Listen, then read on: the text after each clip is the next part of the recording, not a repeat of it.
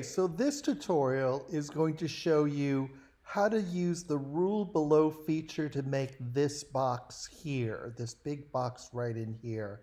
I'm not going to measure it. I'm just going to emulate it. I'm going to make a box and I'm going to produce these lines and stuff. But what I want to do is I want to show you how to go about to make a table chart like this without using, because I do realize that there is a table chart in InDesign, but I want you to learn how to make tables manually so that you get the idea of how to be able to manipulate the rule below option. Okay, so we're going to make this, and what I'm going to do is I'm going to push this over here, and I'm going to go into InDesign. And what I'm going to do is I'm going to make a large text box or the size of the overall box. And like we did before, black arrow tool, I'm going to give it a black a black rule all the way around it. And you're going to give it a weight, whatever weight it needs to be. I'll leave it at 1 point for now. And so what I have is 1, 2, 3, 4, 5, 6, 7, 8, or 7 actual horizontal lines.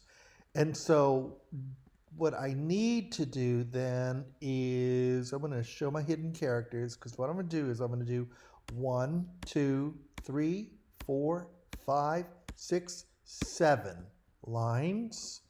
I'm going to select all these hard returns. And then what I'm going to do is I'm going to go to type, paragraph, and paragraph rules. Remember how to get there. And I'm going to tell it rule below, turn it on. Ah, there they are.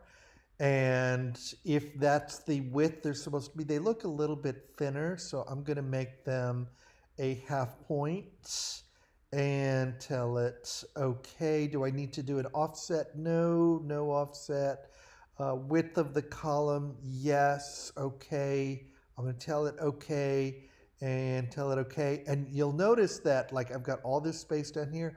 Well, that's not a problem because all I need to do is select everything here and open up my leading.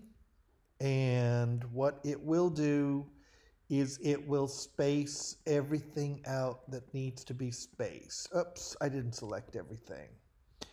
Let me do a 15 and I'll do it again and open it up. Now I see that it's not moving here. So what I might do is hold down my shift and hit a return key.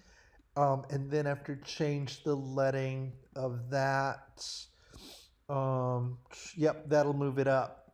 And now I have the spacing that I need. And for the vertical lines, I just get my vertical line making tool and I will draw and the vertical lines on there, it's 1/2 point, and then place them where they need to be. Oops, see, I'm going to copy it and place it where it needs to be and so on. And one thing you want to make sure when you do this or do a table like this is I need you to zoom up and make sure, see this is bad because you want to make sure that you don't have a little bump in there, and you also want to make sure that you're flush in here and you don't have a gap space like that is bad. So I would move it down and then to make sure that, and again, take a look. See, that is not a good detail.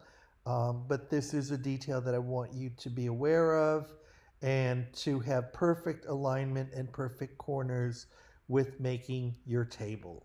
Okay? As far as the other information that goes on here, like quantity, item, and unit price, what I would quite simply do is make a text box. Make a text box in there, position it where it needs to be, and type in the QTY, center it, and give it the right size and the right font. And I would do that with all the information in each box just for accuracy, and also make sure everything aligns up on the baseline. Okay, so that is how to do a rule below text box.